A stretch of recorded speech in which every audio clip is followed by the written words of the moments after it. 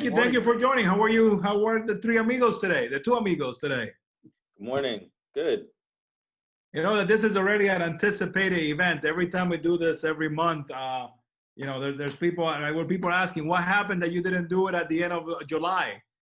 And I said, well, there was a lot of numbers and a lot of stuff, and I want everybody to understand what happened in July before we got chatting about July. And then Ruben has a whole presentation. Ruben, do you want me to let you share the screen at some point in time? You memorized all your data. Well, a lot of it's on yours already. So, I mean, it's almost like we're in sync yesterday when that went out. So. All right, good. All right, so for those tuning in for the first time, my name is Ernesto Vega. I'm broker founder of Canvas Real Estate. And for the past 4 months or 5 months, I always put together a presentation and I bring in a couple of presenters with me. What I'm trying to bring to you is it's a market update, a realistic market update. Showing you the facts and what the facts are, and letting you understand that, there's no need to be afraid that, don't fight the market, don't go against the market, but there's still business being done, and there's still going to be business being done for the foreseeable future. You just got to adapt your business that way. So I have two co-hosts today. I'm going to go around. I'm going to go counterclockwise, let them introduce themselves. If you haven't met them yet, Ruben, if you our large audience, let them know what you do and why you're wearing a suit today. Well, again, like I said, I wanted to make sure it's still fit, but it's an important day. I think we got some incredible statistics came out at the end of July, now beginning of August, which are, I think, in my opinion, very positive. Just to introduce myself, I'm Ruben Cruzpino. I'm the area manager for CMG Financial. We are one of the largest mortgage companies in the country. We are local here. We have 5 branches in South Florida to serve you, and very interested in this update today. I think it'll be pretty interesting for all of us. Okay. All right. Thank you for joining us, Ruben, and to contributing to putting this thing together. And then Larry, if you can fully introduce yourself, because you have like 3 different hats that you wear. So if you can let everybody know that what does old Larry do, because there's a lot that Larry does. Okay. Well, for everybody that knows me, I'm the district manager for Canvas Real Estate Boca Raton. I also have previously worked in many different sectors of real estate over my career. I'm currently also a real estate instructor at one of the most predominant schools in Florida. And I'm still active as an active agent currently right now. So that's in a nutshell everything that I've done. So if you notice, we have someone that is actively in the field right now, and at the same time teaching that next generation of professionals that is coming in. And then we have somebody who oversees one of the largest lending houses in South Florida, who it's up to date on everything that's happening with loans and so far and whatnot in our market. So that's why I always like to bring a different perspective, not just my perspective. So you didn't come here to see my face or Larry's face or Ruben's face. So let me bring in the data that we wanted to share with all of you. That way we can all give us our input. And like always, this is our perspective and our interpretation of the data. I'm no way, shape, or form I'm an economist, or I might pretend to be one, but I like to read the numbers. This is my 28th year in this industry if you're real estate. My 20th year doing real estate. So I have been to ups, downs, sideways markers. It's always a way to find a way to be productive in this industry. So that's why I like to share this. And for everybody watching, not on Zoom, there's a huge attendance on Zoom, and thank you for joining us on Zoom. Everybody watching on social media, if you could be so kind of hit like and share, I will kind of so we can get this message to as many people as possible. So without further ado, I'm sharing my screen.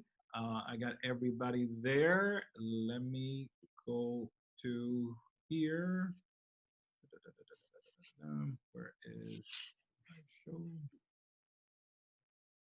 So okay, so we're trying to do, it's bring in a couple of facts of what's happened in the economy in the past 30 days. And with everything that's happening in South Florida and the US and worldwide with the coronavirus and the economy, you really gotta take a look every 15 to 30 days of what's happening. You cannot look at data from January and compare it to now. It would be relevant to now.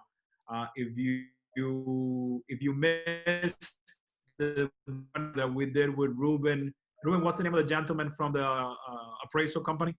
We're gonna go with Luke T, because I can't say his last name either. Nobody can. Okay, so Luke, which is one of the largest appraising companies in the U.S. If you haven't seen that one, you can scroll down on my feed or send me a message. He was very thorough on how they're looking at data today and how data. I mean, they're looking at, when they're doing appraisals, they're looking at stuff that is happening now. January to them is like it might as well have been 20 years ago, because the market is so fluid right now. So the name of this presentation is Facts, Not Fear, and I keep saying that you got to put fear aside and just push through. So let's dive in. Our presenters are already presented. There's a very handsome picture of Mr. Larry Singh right there. Humble picture of myself. I got a better picture of Ruben yesterday. Thank you, Ruben. And you gotta understand, if you're in the real estate industry, mortgage industry, insurance industry, life, you cannot look at 2020. That is you gotta have a whole life ahead of you. So that's what we look at, do a perspective that life will go on from here. And I'm gonna try to move this here. The most important thing that I look at as a metric, and then I'm gonna let my presenters comment, is unemployment. Employment to me is the wheel that keeps our economy moving. So I really like to always open up with that monster. The economy to me moves because of people are employed, because if people are employed, companies are expanding, people are getting paid, they feel comfortable, they're spending money. And I know the unemployment number, it's high right now, and we'll get to that in a minute. But you got to understand it's high in comparison to where we were as a country. But when you look at what's a balanced economy, right? Same thing as a balanced real estate market, there's a number that you need to be at, and the number is between 7 and 8. So when you look at that as a balanced economy for unemployment, for a healthy economy to function, it's not that dismal. It's not that scary. So, when we look at April, and we all remember April because we were all sitting at home in April was a dismal number when it looked new claims. I mean, that was just brutal. But when we look at June, I don't have the July numbers yet. We have 4.8 million new hires in June. You got to understand, June, we were still in the middle of the storm. We were not even approaching the eye of the storm. We were still in the middle of the storm.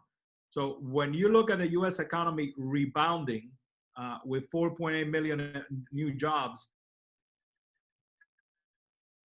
that is a sign of what's to come, and like I said, it's not going to be I keep saying now rainbows and butterflies, but that to me, it's a wonderful number when I saw that 4.8 hires, across a lot of sectors. Ruben, are you seeing the same data coming across, the mortgage industry? Yeah, it's we're kind of expecting some of this, right? And some of the numbers that we're dealing with now are actually already old. It's mostly second quarter numbers that ended at the end of June. So we're already almost halfway through the third quarter, if we think about it, as of today. So I think, what I've been hearing is that the numbers probably realistically a little higher than that, than what they're putting out there. But, it's just a matter of what people are doing and who is being laid off. I think you have one of your graphs further on, which discusses the people are actually being affected more based on their salary or their income. I think that's a great graph, by the way.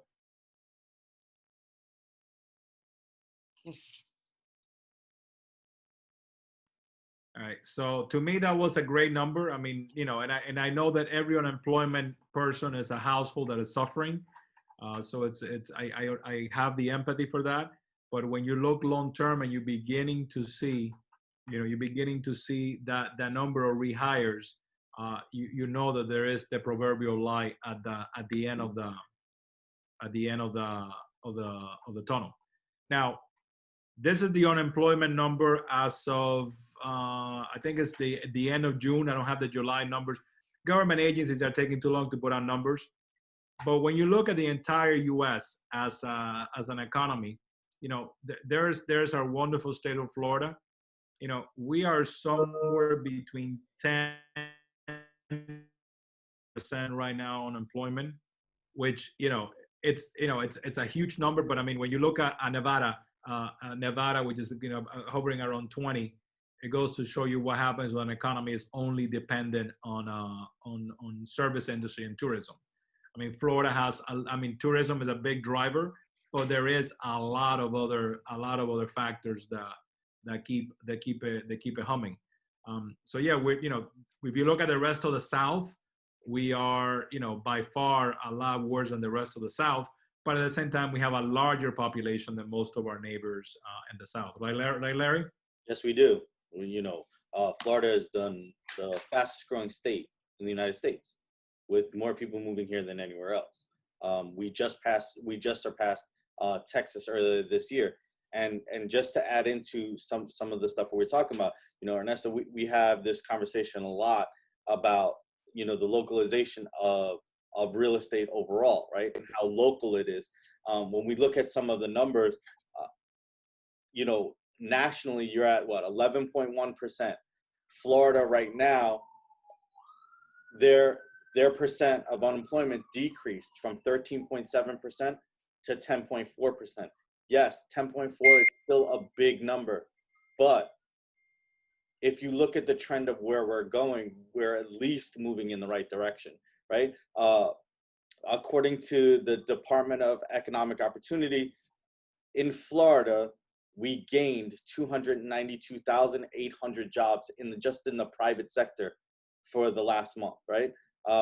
Labor force climbed 1.5%. These are all numbers that I know, Ruben, you're excited to see. I know, Ernesto, we're happy to see these numbers going in this direction versus where we were 3 months ago. And they were going in the other direction, right? So like you said, we're looking at definitely, the light at the end of the tunnel, hopefully, on this.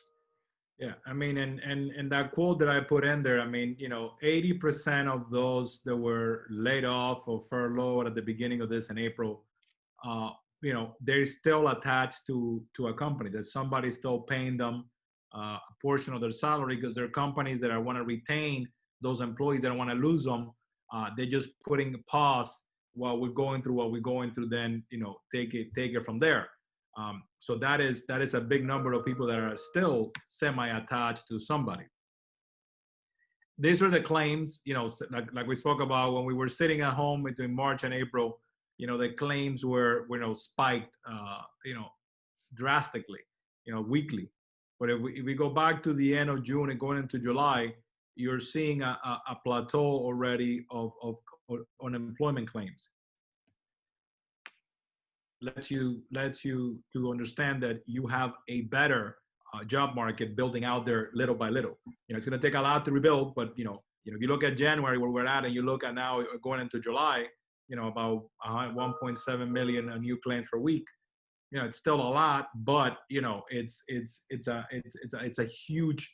Everybody expected the claims to stay about $7 million claims per week forever and ever and ever. Everybody that had to cut costs, I think, cut costs, and everybody that needed to bring in the people brought in the people back. So let's bring this down to what Larry was saying, which is Florida. I mean, this is what we care about.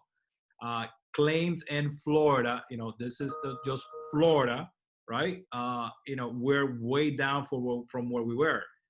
There's a little swivel up in the Florida claims at the end of July. And it has to do with that, you can call it a spike, whatever you feel comfortable calling it. I think that it made everybody feel a little bit uneasy. We felt it across all sections of the market. And it was just, the new increase in numbers, sort of, you know, business that had reopened and business that were already creating new jobs, you know, hit pause again.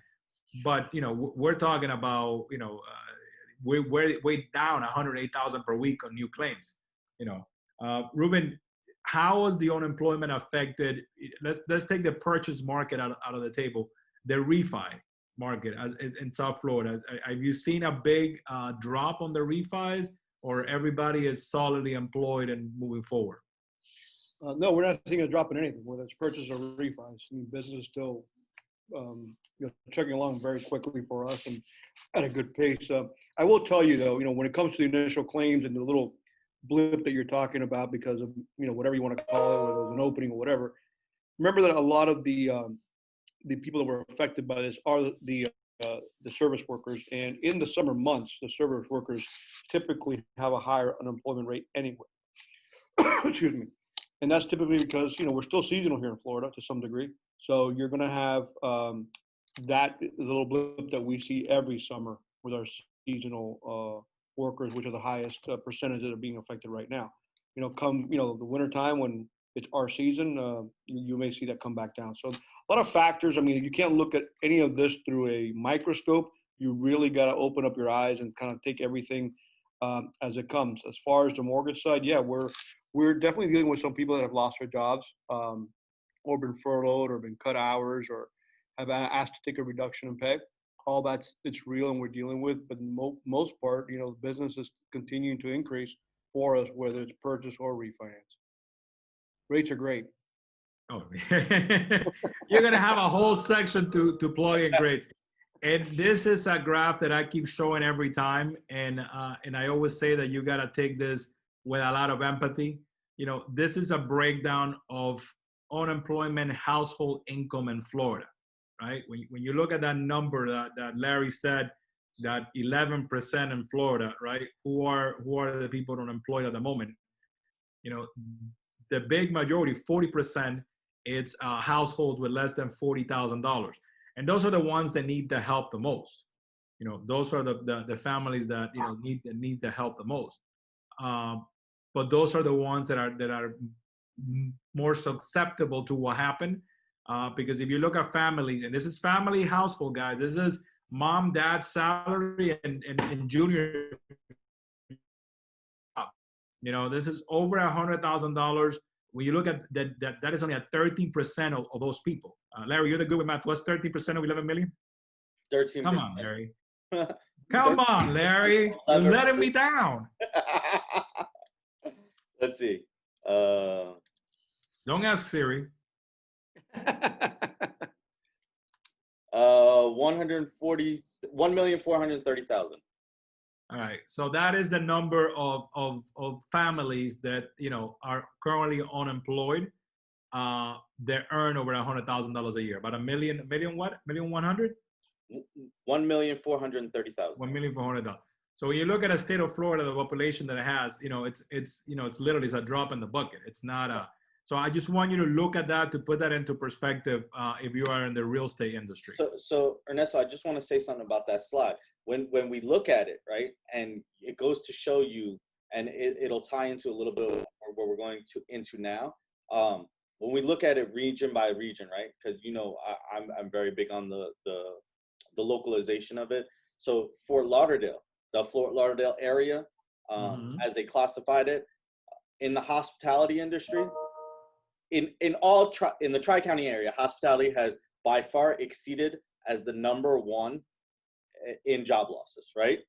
But when you look at it comparatively, financial activities in the financial industry in Fort Lauderdale gained 100 jobs. They gained into the marketplace what they had plus 100. In Miami-Dade County, 2,000 jobs were created for construction. Financial activities were 400 jobs created. And information technology, 100 jobs were created. So, you know, when we look at it, but by far, leisure and hospitality has been the hardest hit depicted by your graph, right?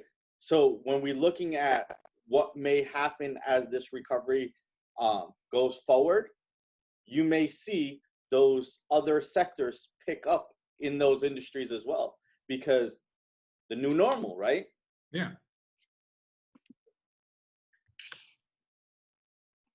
So my next graph, it's what I call, well, it goes hand in hand. I always like to talk about employment first because people need to be employed to feel comfortable, happy, but feel comfortable spending money, feel comfortable to, to get a mortgage, to buy a car, they need to feel comfortable. And when we spoke about this in June, right? If you look at April and May, our consumer confidence, had taken a dip down to 76%. June, when we began to reopen and things were beginning to flourish, you saw an uptick. What happened? We had this respike or whatever you want to call it in July, and you saw a contraction. But like Ruben says, the data is moving so quickly that July, it's already like, what, July? When was July again? So the July numbers are already looking a little better. And what I want you to take from this graph is, think of June, where we were as a state. We were already, our people were feeling confident already at 82%. When you go back to August last year, you remember how everybody felt how good we were doing August last year? Everybody was out on vacations, going to Disney. Ruben was taking out the boat to Bimini. Everybody was happy, right? And our state was at, the confidence was at 93%. We were 10% off 30 days ago. Still dealing with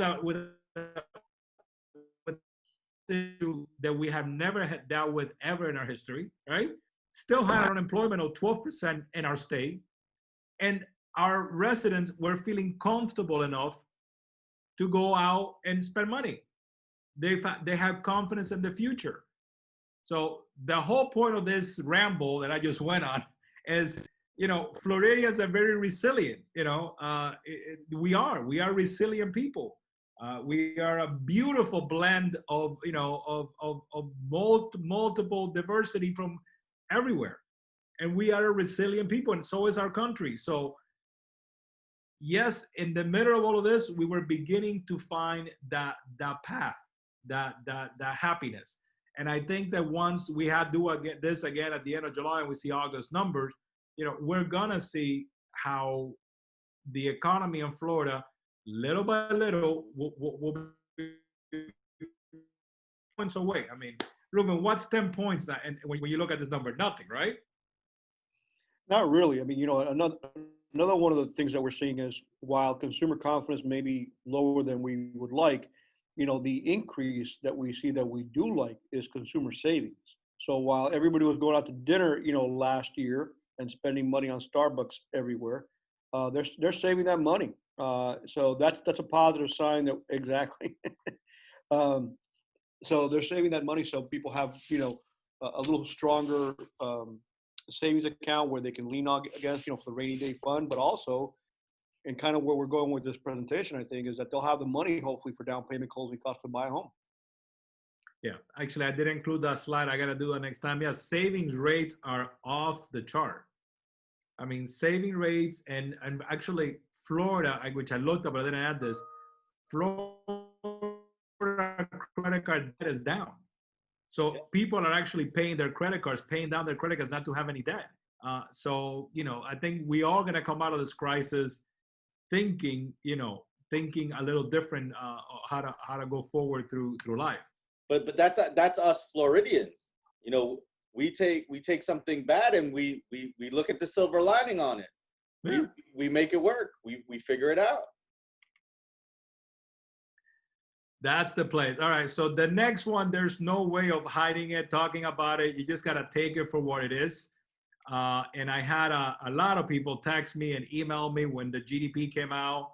Oh my God, did you see the GDP? The American economy fell 32%. And some people saying it's 36. How does the economy come back after this? My answer to everybody was, listen, we stopped the country for 30 days. Stopped. I mean, for 30 days. What did you think it was going to happen? How did you think it was going to happen? I mean, there was just no way about it. This is, we are a consumer economy, and we put consuming on stop, on pause. So instead of showing you the breakdown of GDP and all of the stuff, I wanted to show you through history, right? Through history, what has the American economy gone through and how it has recovered, right? So yeah, the drop that we had is sitting right here. That's the fifth largest drop ever recorded in history. I understand. Now, if you look at number one, which is 46 and 45, that was post World War II. I mean, none of us, not even Ruben, were around there at that time. The entire world had fallen apart. Mm-hmm. There was, you know, there was no. I mean, brutal, but you know, if you want to hear death, how badly this was, I mean, there were the guesstimates that the Russians alone, there were 6 million Russians, you know, died in the war, and that's just Russia. That's not taking into account everybody else. And our economy roared back after that. If you look at 31 and 32, that was World War I, right? If you look at the 20s, it was the famous crash of the 20s. So the drop that we had, I want to put it in context, and for everybody to understand that our country has been to, as you can see, worst moments in time. And like Ruben just said, with less cash in our pockets, right? With less technology to come back from. Because, I mean, if you think about it, you know, 1946, the big invention was what? The automatic windshield wiper in the cars.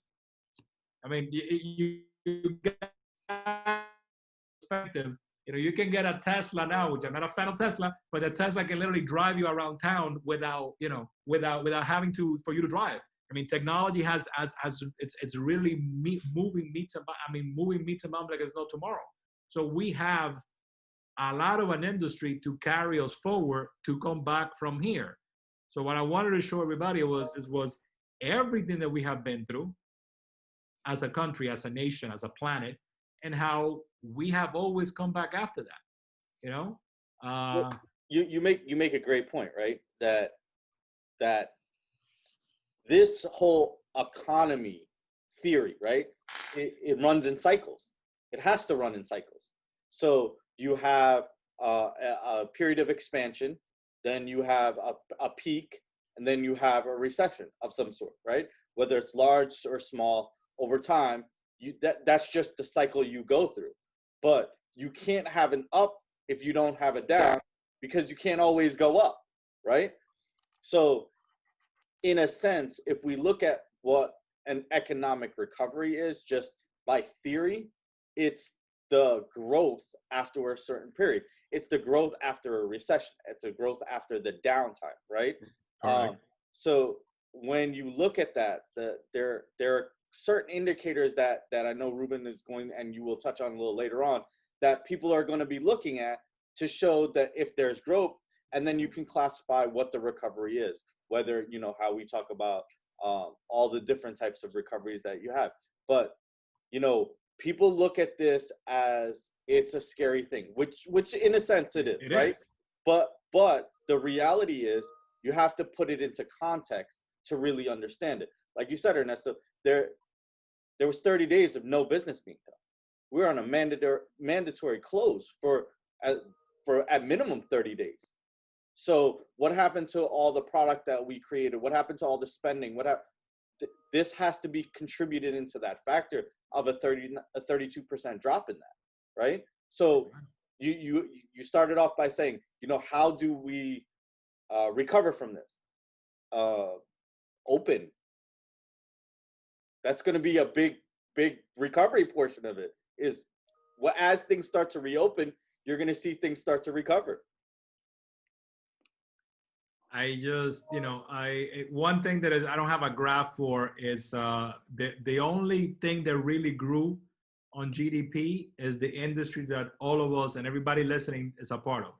So GDP grew, real estate, which is real estate services, which includes mortgage, grew 13% last quarter. Mm-hmm. While the economy contracted, except what they call FANGs, which is Facebook, Amazon, Netflix, and Google, which that's a whole different conversation. There are industries grew and push, GDP, actually help GDP from contracting any further. So, Ruben, you're not that old, right? You were not around in the 40s? No, not yet. I was close, but I remember now. I don't think that we should have been surprised by this. When we were in the middle of this, when we were sitting at home, we knew this was going to happen. This should not be any news. I mean, if it would have been bigger or smaller, maybe that would have been news. But I'm pretty sure that 32 or 33% number was predicted from the very, very beginning. Right. Yeah, that was within market. Yeah. So and also you have to look at things again with a wider lens as far as that.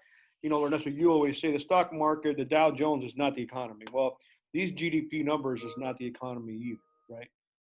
Because it comes from the whole country. And like I said, our industry has actually grown by 13% within that craziness of being shut down. So, I think that's, the thing is, focus on where we're at today because these numbers are old already. Yeah. I'm with it. I'm hip. I'm hop, gotta move. Well, I think that what you said is Ernesto, you have never been in a position to prove this as much as you are right now, as the stock market being different from the real estate market completely. This what's happening right now is 100% proving that point. No, that was the reason I like to do this and I like them to be recorded was because there was a lot of people when we did our first one that they were calling, by the end of the summer there will be 20 million foreclosures, and I'm like, I don't know what planet you live in because I don't see that happening. The mortgage industry will be decimated by the end of the summer because of the forbearance. I don't. None of those things are happening. So last week there was a small drop in demand on new application for mortgages, but we're still 19% higher than a year ago. So Ruben, are you sleeping? No. Okay. We basically don't sleep. We're taking shift sleeping here because it's so busy. And going back to what we experience again, this is specifically our area here in South Florida. We still did approximately 90% of purchase business. So while the refis are there, still 90% of our business is purchase business. So people are still out there buying property. So yeah, you're out there to serve the real estate community. Yeah, absolutely. But I mean, we have had a 19% from last year increase in volume of applications. We talked about employment at the beginning. If those people were unemployed or worry about their jobs, they wouldn't be calling Ruben to get a mortgage, right, Ruben? Well, I mean, sometimes they do, but the reality is that no. I mean, again, the demand is based on we're seeing obviously what you've been hearing in the media, which is a lot of people moving from the high-rise situations in the Northeast and want to move South Florida. They have or Florida where they have a little more room. And the trend that started, a year or two ago when they changed the tax laws, where again, the advantages of being here in Florida for tax purposes, whether it's income taxes or just the fact that they're getting taxed out of some of the areas in the Northeast, we're still seeing that. We're seeing a lot of buyers from the Northeast right now, a lot. So Larry, your market is primarily Boca and Palm Beach, and Right. Boca is known for mini Manhattan. Are you seeing more New Yorkers coming down and inquiring on properties in your area, in your market, or? Oh, 100%, 100%, and it's creating, like they say, a little bit of a frenzy. Not for people are scared to buy. It's the exact opposite. People are buying and they're buying quickly.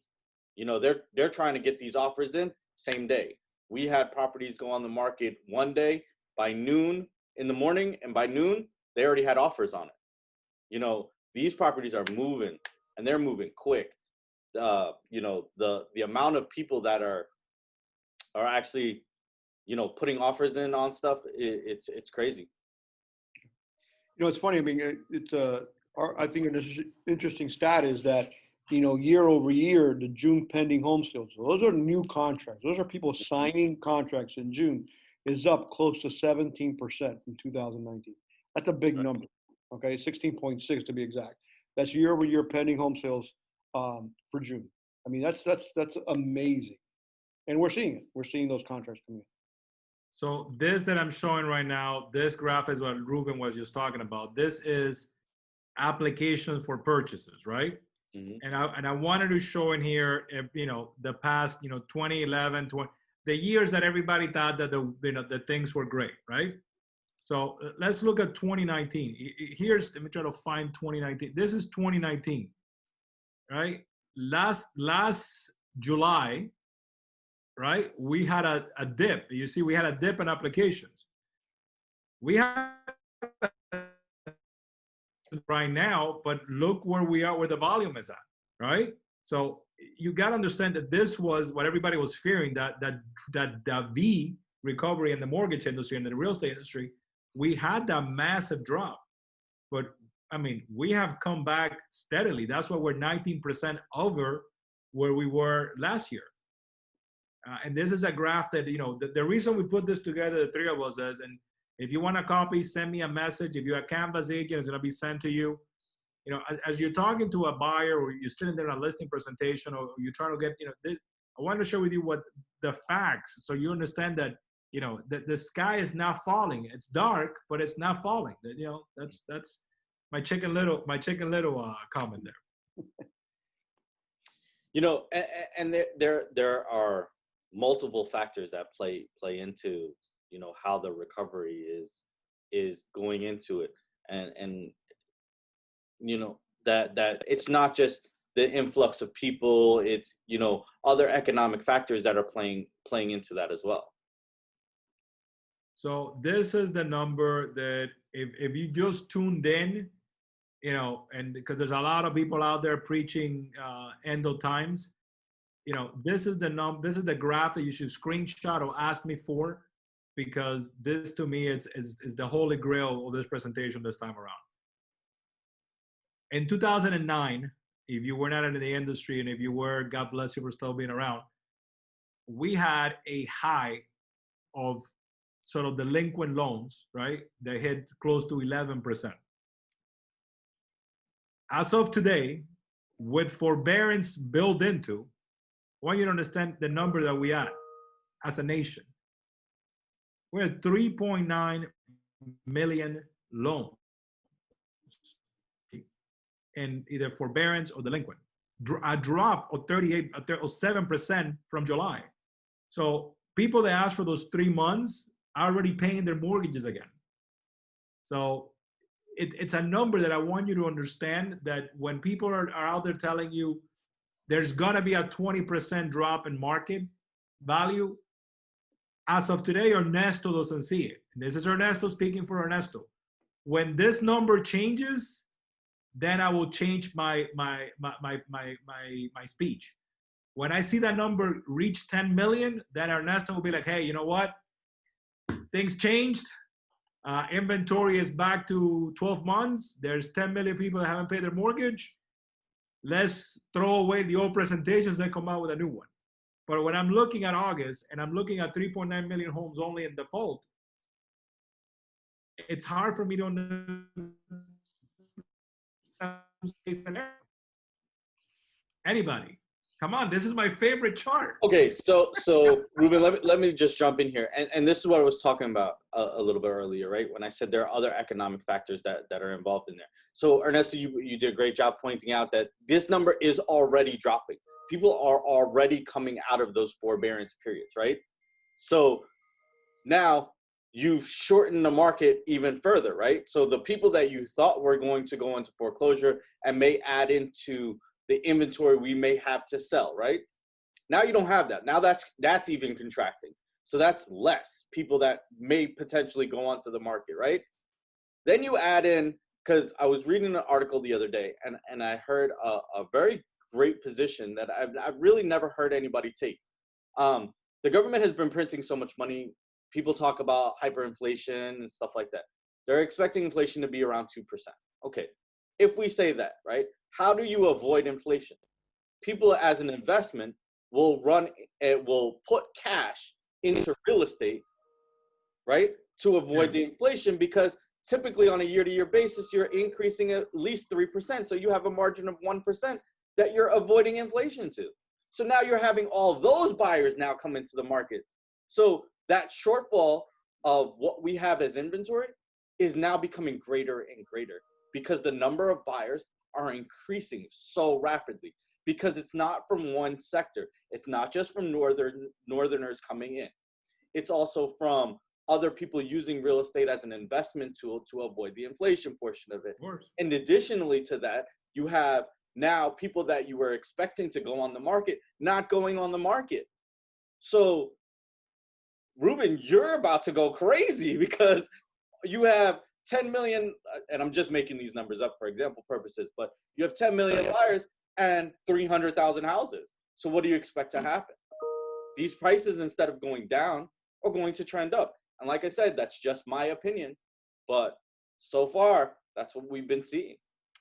You know, people said I was born a little crazy, so I'm not sure how much crazier I can get. But what we're seeing is a couple things, right? We're seeing pretty much that the government, the GSEs, whoever you want to call them, have done a pretty decent job of allowing us as an industry, and I'm being more specific now in the mortgage industry, to continue to lend money. You know, that was the first thing they did. And they've gotten better and better at it. They've changed a little bit of the forbearance rules. More recently, they changed the FHA rules. That was approximately about 2 weeks ago.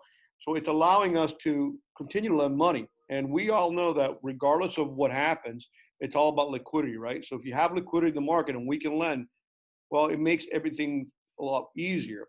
You know, not only are the forbearance numbers lower than they were expected, they're actually going lower. They've gone down for 6 weeks in a row. Week over week. So in June of the end of June to June 29th, the forbearance numbers were almost 8.5%. Well, now at the end of July, they're like 7, a little bit under 8%. So I mean, that's a significant difference where the people going to forbearance are fewer, and it's also allowing people who need it, right? Like Ernesto mentions about being empathetic about this, and we definitely are. This forbearance possibility allowed people to stay in their homes and either get the jobs when they, you know, while they were furloughed and they come back into the market. So we're seeing a lot of that, you know, the savings rates increasing also, you know, so that's where we're seeing that we may be in a position here in a short amount of time where with the relaxing of the forbearance rules, plus the savings, plus the, you know, if the employment figures start going in even a better direction, you know, we're going to have a pretty hot market here very soon. And that's pretty much what the MBA is predicting, that we should be pretty busy here in our industry for the next 18 months for sure. So Ruben, I think that the official slogan of Ginnie Mae is, Ginnie Mae, we do an okay job. So if you're watching us, if you've been watching us every month, you could probably recall when I asked Ruben back in April, hey, you know, what are these forbearance going to do to the lending industry? Because at that moment, Wells Fargo had pulled the plug in some products and Chase had pulled the plug in some products. And Ruben with a smile said, give it time. It will all work out. In 30 days, no one would even remember, right? And you can ask right now, hey, you remember when Chase pulled products of the market? And they're going to be like, what? That actually happened? You know? That did happen. You know, we have most of those products back already. I'm not saying we have 100% of them back, but even our non-QM products that basically disappeared for a while are back. There may be some additional layers of underwriting necessary that weren't there maybe back in January or pre-COVID, but they're back. I mean, the reality is that the liquidity is back in the market. You know, business as usual, really busy right now based on the rates, what they're doing. And if you look at, you know, Ernesto's next slide, I mean, it's, you know, they're not expecting these rates to get any higher than, or much higher than this. Again, I go back to the 18 months number. It appears that for the next 18 months, we're going to be in somewhat of this environment. So rates, because everybody wants to talk rates. So the MBA this is where August started and what they're forecasting. Now, Ruben, I'm not that smart, but I'm trying to understand why the forecast drop and then rise. And you know, I mean, you're talking about a quarter point. I mean, come on, a quarter point is a sneeze. But what is it? What are you guys seeing over the? Is it something to do with the bonds, or what? Why are you guys seeing a drop over the next week? Literally, so by the next week, and then coming back up.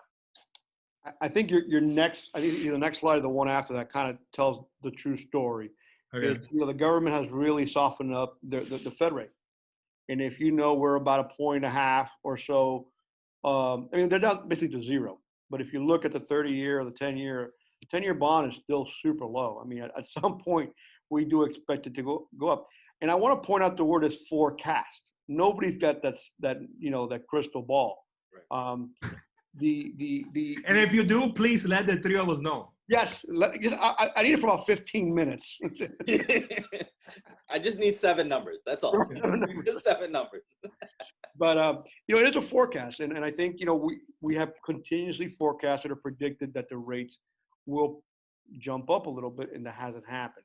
But what I will tell you is what's different today from our conversation back in March and April is that the 10-year bond and the mortgage-backed security are starting to act like they're supposed to act in relationship to each other. For a while there, they made no sense whatsoever. And now it seems a little easier to I guess, chart and plot. But, you know, the 10-year continues down. The money continues coming in, Ernesto, from everywhere into the U.S. economy, buying down those bonds. And while that continues to happen and the government continues to keep rates where they are, that's why while it is a slight uptick towards a quarter point. I mean, yeah, you gotta narrow that's a quarter point move. That's, you know. But I still want you to look at the left where it says it's still 3 1/4. That's still amazing. Yeah. I mean, so, you know, going to back to the point where people with the forbearance possibility, to the fact that they're able to save more money, you know, that change in interest rate is saving people a lot of money every month. If they had a 6% rate, so I'm doing a loan right now. Gentleman has 6 1/4. I know that's pretty high, and we're refinancing him under 3 right now, saving about $1,100 a month. So that money will either go back in his pocket or hopefully come back to stimulate the economy. So as long as those rates stay where they're at, which again, we're predicting they'll be somewhere in that range for the next 18 months, we should have the liquidity and ability to lend to these people to actually whether get into a bigger home, smaller home, or move, or just lower their monthly cost. So, you know, no matter how you feel about it, Goldman Sachs to me manages all the smart money on the planet. You know, no matter what feelings you have on them personally, I like to read their projections, and they're right in tune with CMG's projection. They're saying the next 18 months, interest rates will not go above 3.5. 3.5 next 18 months. That's what they're putting their reports on.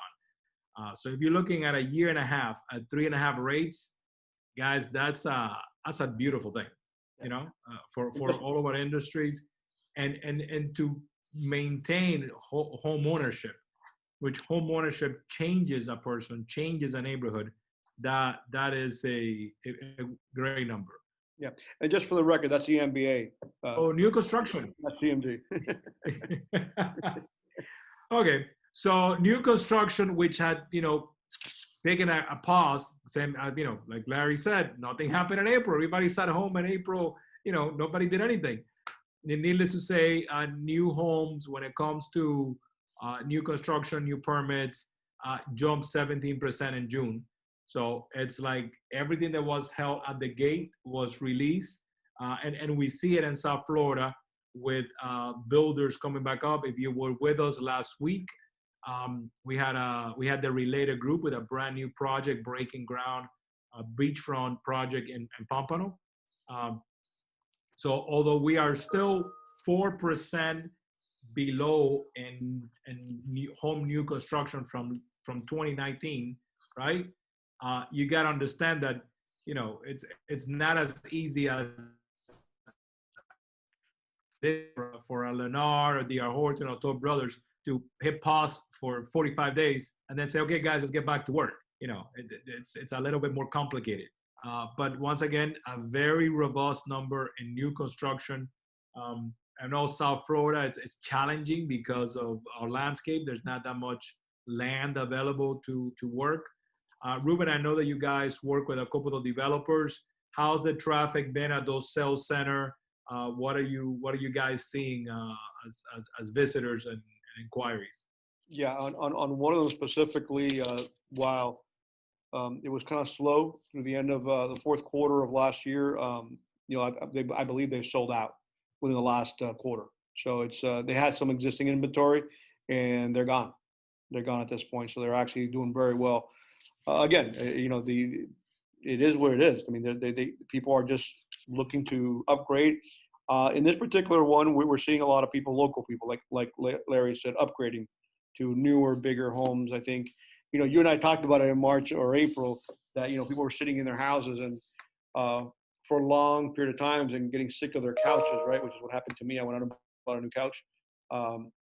So some people are just done with, looking at their small living room or their small dining room, or they need more space because they expect to work from home permanently. So they're looking for home offices, or maybe they have one home office, so they need two. So we're starting to see quite a bit of that too, especially on the new construction, where you get those type of, features more so than the older homes. Larry, I know you're very active with new construction, GL Homes, and the West Market and Boca. Mm-hmm. How's the traffic been out there in those new? And I mean, and that's a move up communities. Those are not starter home communities. This is a as you said, a move up community, but they can't build them fast enough. 45 days put them so behind that they can't. They have barely any inventory left that is move-in ready. I think they have, the last time I spoke to my people there, it was maybe 3 move-in ready homes. 3. They're building an entire community and they have 3. And he said that 2 of them were expected to go into contract within the week. So you're talking about 1 and then 6 months to 18 months on the rest. I mean, they're going faster than you can even imagine. The lack of inventory that we have, and Ruben and Ernesto, I think you guys are 100% right. With everybody sitting in their house for the last 45, 50 days, they realized that, maybe we can upgrade this house. Maybe we can do this. As interest rates started to drop, now we definitely can. Now we can definitely afford it. If the payments are going to be very similar to what we have now, we can get that extra bedroom. We can get that house with the pool in it. So if we have to stay in here for another 3 months, the kids can go swimming, or we can go swimming, or whatever the case may be, So it's affording the opportunity to go and upgrade in many cases because of this new interest rate. This new interest rate. Yeah, I know you're very active with GL out there, and and that's not an entry level product. That's a No, it's not. This is something that everybody keeps asking. What's going on? Is there? Am I going to see a crack in pricing? If you can get a 5% discount on a home that is listed right now, pat yourself in the back. Because that's not what nobody's seeing in single family. I'm talking single family homes in South Florida. I'm not talking condos. I'm not talking Brickell condos, South Beach condos. I'm not in any of those. Talking about any of those markets. Right now, same thing. Going back to Goldman. Goldman has $350 billion sitting aside in cash, waiting for a correction in the market. Anywhere in the U.S. That you can verify. This slide is directly from their presentation. You go to their site. They 2010, 2009 were so profitable for them, buying Havensbrook Home and all of these properties that they bought throughout Florida, that they put aside $350 billion, just waiting for the market to blink. Right? And all like a regular investor, they're happy with a 3% return on the rent. That's it. That's all they're looking for. 3% return on the rent. So if you think the market is gonna correct and that you're gonna and there's gonna be an abundance of inventory, I think that can consume all the, what do we say, Ruben? There was right now 3.5 homeowners and I'm not gonna ask Larry to do math because Larry let me down. Three and a half million homes, Ruben. Yeah, that was the approximate figure that we had. You know, Larry, you're younger than us. You should be doing this math faster.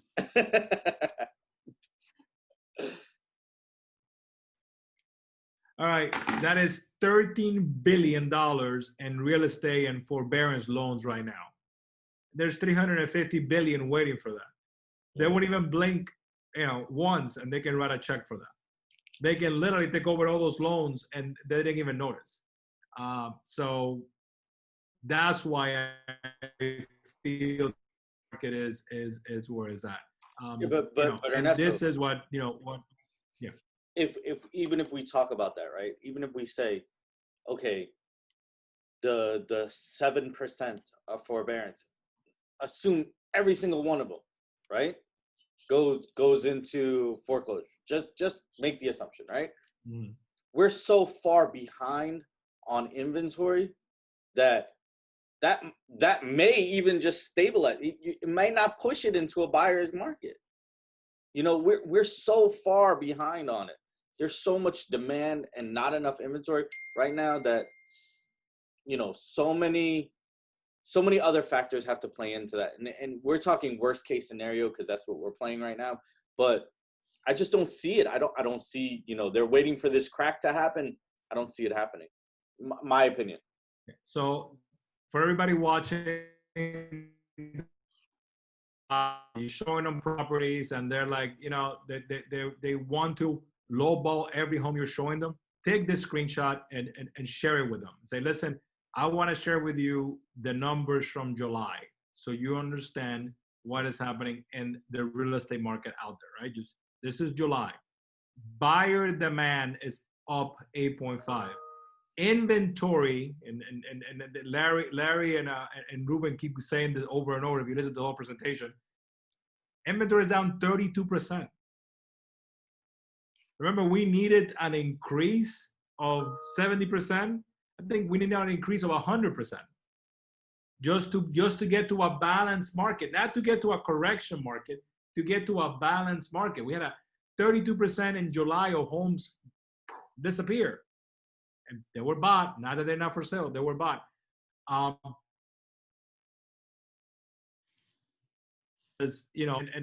prices are up 8.5%. Now, this I don't like. I don't like when prices go up that much in a month.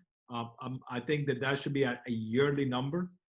So that number, I want to keep that in check because, like Larry said, that inflation, I'm not a fan of it. I know a lot of people out there are like jumping up and down. The prices went up 8% in a month.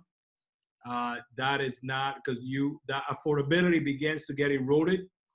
And once affordability is eroded, then there's no buyers, right? Because Ruben just said, we're touching bottom right now in mortgages, and we're coming back about a quarter point over the next 2 or 3 weeks. So that price, I don't like. And the last thing I'm saying here is that it says the typical homes take 60 days in the market. That is a national statistic. That's not South Florida statistic. I think South Florida we're below 15 days. So I told you, Ernesto, we had a property go on the market on the Thursday, a couple of Thursdays ago, and it went on at 9 o'clock in the morning. By 12 o'clock, we had our first offer. And it wasn't because it was this, spectacular, this just a typical regular, but by 5 o'clock that afternoon, we had multiple offers on the property. So I wanted to share this one because a lot of people said that we were leading into this at the same time as we were having an overbought market. When you look at 2005 home appreciation in 2005, you're talking about crazy numbers. You're about, in some markets, we're having a 15% annual appreciation. We went into this pandemic, into this, with barely a 3% appreciation, which is a number that, Larry touched on inflation. So that Ruben, that is what you want, because that's salaries go up 2 to 5% a year. So homes should go in conjunction, hand to hand with that value. So something, this is another chart that you want to look at and you want to share with your clients. They said, is it the right time to sell? Yes, it is the right time to sell right now. No, we're not in the same market we were. It's interesting because 2012 and 13, we had a rampant appreciation all of a sudden, right? And then rates, Ruben, that 2013 is when rates hit 5.5. Yep. Right. So that's when you know immediately went, right? I mean, we still at 3%, and listen, 3% is a beautiful number, but the minute rates touch 6, did you do anything above 6 in that year? Well, not on standard products, but we always had the non-QM stuff. Those were above 6 at that point. But your typical FHA was about 5.25, 5.5. I think the highest we saw was just almost touching 6. 4 3/8. I mean, sorry, 5 3/8. All right. So that is where you saw that slowdown in 2013. This is where we are right now. You notice prices. The gray line represents a recession. And what do you see? Let's analyze this. The 1990 recession, right? What happened? Prices went down. The 2011 recession, what happened? Prices went down. The big recession of 2009, 2010, what happened? Down. Yeah. Now, can you see that there? What happened in this recession? Because this was not, what we're going through is not a real estate recession. Mm-hmm. It's a health crisis that has affected all the economy, but not real estate, mortgages, insurance. That is a different market. Another chart that you want to screenshot or ask me for. Foreclosure cases, this is where we are right now. This is not forbearance. These are actual cases that have been filed by the courts. Do you see this moving up, guys? Other direction. Further down? I don't think we can go further down. No, but if you look at the trend line from, Q1 of last year to now, you're moving down to downward. Yeah. We're below 2%. We're below 2% of actual cases filed, which is people that they exhausted all their avenues, and that's what happened. And this is touching on what I was saying before. This is what's happening with prices in all the recessions that we have had in our country in our lifetimes. Here's our current recession right now, and these are values right here. This is values. This is the only other time that happened is when the dot-com crash took place. There was a correction in the stock market, and like Larry said, the flight of capital went to where? To solidity, to real estate, to brick and mortar. So those are the only two recessions. Every other recession. I mean, Ruben, you were doing appraisals back when the saving and loan crisis, or you were already the late 90s? I just started in 89. Yeah, and it was, again, that was a tax situation too. Back in 1986, a change in the tax code at that time, Ronald Reagan, really affected commercial real estate and spilled into the savings loans and the residential market too. So that was a crazy change. But yeah, that was back in the late 80s, early 90s. Okay, so then that was a recession that was led. So real estate is what created the problem, right? I think it was more of a tax situation. It was a tax haven that was taken away to a lot of investors. So yeah, I would agree with you. It was more of the catalyst was a tax change. Not too different from what we're seeing now, what's happening in the Northeast with some changes on deductions on taxes. But it happened back in 1986, the new tax law. Okay. I know most of the viewers, weren't even born back then. No, actually, I got in the industry late 90s, and there were still in South Florida, there was still a lot of commercial real estate that was sitting in REOs by banks that they never liquidated, that they were just holding to and paying taxes and paying the light bill and just, waiting for things to turn around. There was some great deals that were at that time. I always, every time I drive by that building, the one in Commercial and Federal, the big glass building, that was bought out of foreclosure for $3.2 million in 92, 94. I mean, that was, it's same thing for those that visit, for all of you that visit Naples, Marco Island, the Marriott at Marco Island, which is now a $300 million property, was bought at the same time. There was a foreclosure from that period, Ruben, and that hotel was bought for about $3 million. But like you were saying, there was a tax issue there that created, investors to just walk away. So, in conclusion, because wow, we got over again, like we always keep doing, my opinion, Ernesto Vega is saying the U.S. is not going to see a bubble deflating for the balance of 2020. Ruben said 18 months. Ernesto's only saying 2020. I don't see it. I don't see prices, residential prices. The condo market is going through a lot of pain and is going to go through a lot more pain. And I have a question for Ruben in a minute about that. But that is a different market. The condo is usually a speculative one, and it depends a lot in foreign investment, a lot. So I'm not talking condo market. The residential single family house market, I don't see a crash. You can record this and bring it back to me in 2020.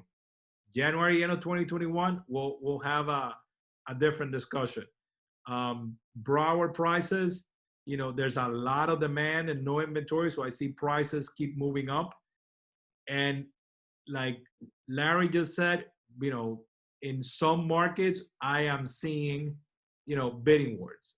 We are actually seeing bidding wars, something that we hadn't seen in a long time. I'm seeing it out there. So, Ruben, I read already in 2 sites that there's talks of a restructuring of Dodd-Frank. Have you guys heard anything on that, or? Yes, we have. It looks like there's a push to either eliminate CFPB or make changes to it or significant changes to it. Nothing's happened as of yet. Right. Depending on which side of the political, sphere you stand on, you may be for it or against it. But nothing has happened as of yet. Okay. Because Dodd-Frank is, a lot of the regulations on the condo loans came out of Dodd-Frank. A lot of the oversight on that, and if there was to be a change in, now that we're beginning to see, affordability erode in some markets, if all of a sudden there was a change in those guidelines, I think that the condo market will begin to recover. Do you think that the same, or? Well, there are significant changes throughout, obviously, because of Dodd-Frank and CFPB, but we're hearing, again, nothing official yet, that, there'll be some changes. And also on the debt-to-income ratio, or the ability to repay may be softened a little bit, is what I'm hearing also. So there are, it's general changes that we may see. Nothing yet, but, the one positive that I see, why we don't have that many foreclosures, why we don't have that many in forbearance, is that the underwriting has been really, really good the last 10 years. So I think, or strong. And I think that may have kept us out of, or helped the situation that we're in right now. Tell me about it. Yeah. So no, that will be a drastic change, and trust me, if that happens, I'm gonna bring Ruben immediately, do a breaking news presentation, because if there's a change on condos, that for South Florida, it will be changing.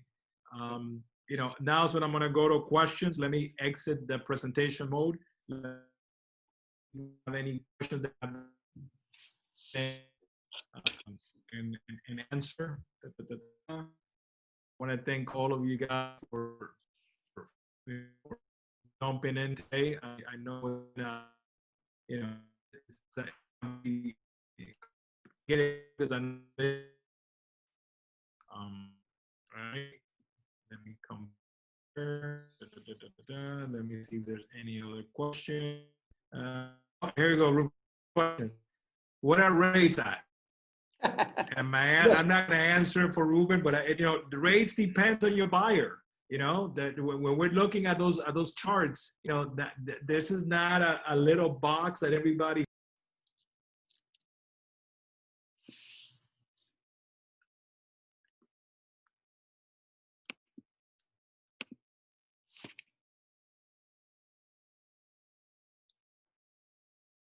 I think we lost him for a second, Ruben. Yeah, I can't hear him. But just to answer that question, there he goes. There we go. I think he's back.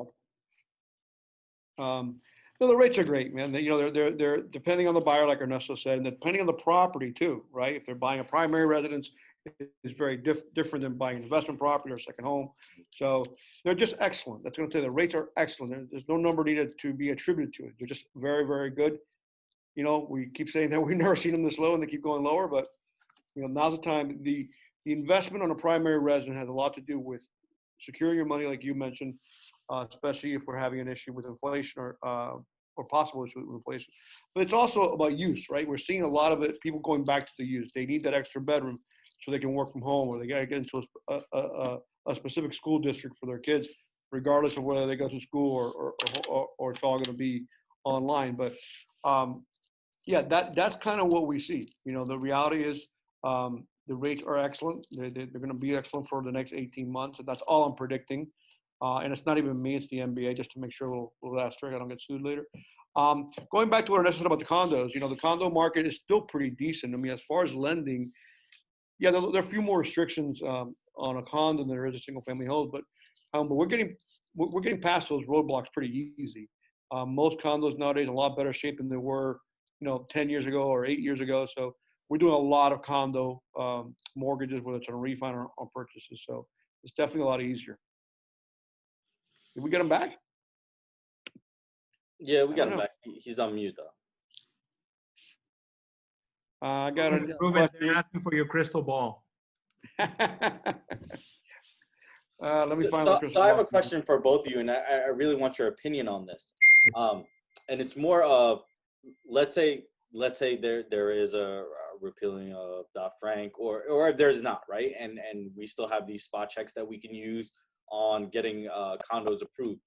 Do you guys think that having inventory with condos now, as we're going through this pandemic, is going to alleviate some of the strain that's on the inventory for single-family homes? I'm going to give you my take, and then let Ruben jump in.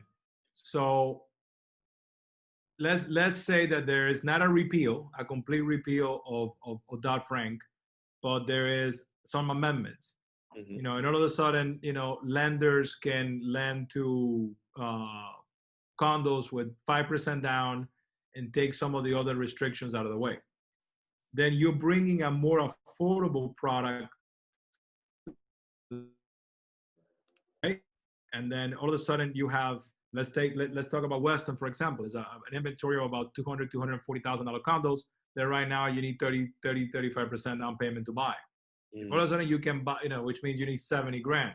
If you no longer need 70, but you only need 10, then there's a larger pool of buyers that is going to come in to pick up that product. Those millennials that are literally were driving the market before this began. I think those millennials will be rushing back to that product.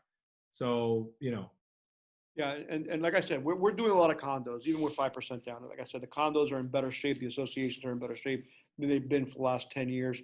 So there's nothing really right now from stopping anybody from doing condos. Well, may they relax the rules, they might.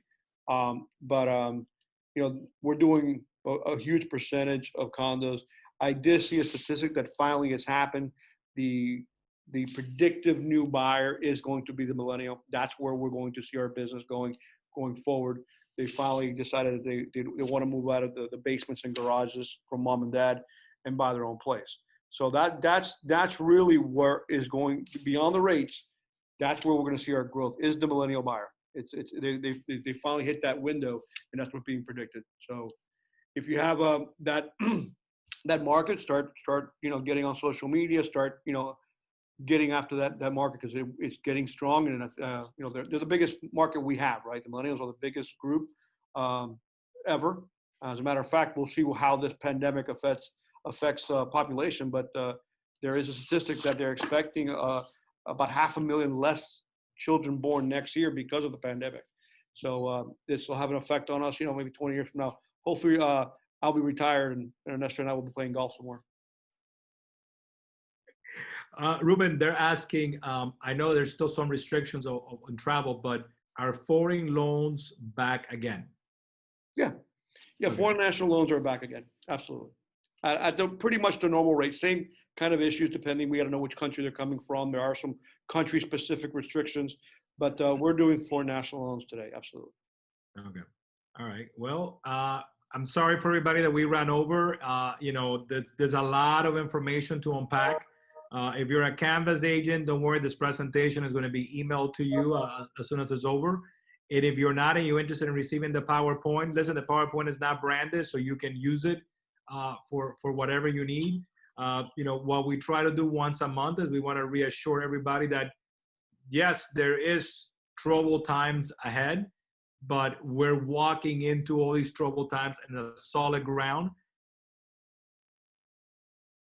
And we've been doing this already for 3 months, and you see it. I mean, for everybody that predicted, doom and gloom, it's, I just got a message from somebody that somebody else did a different prediction in April, and they're now having to eat crow.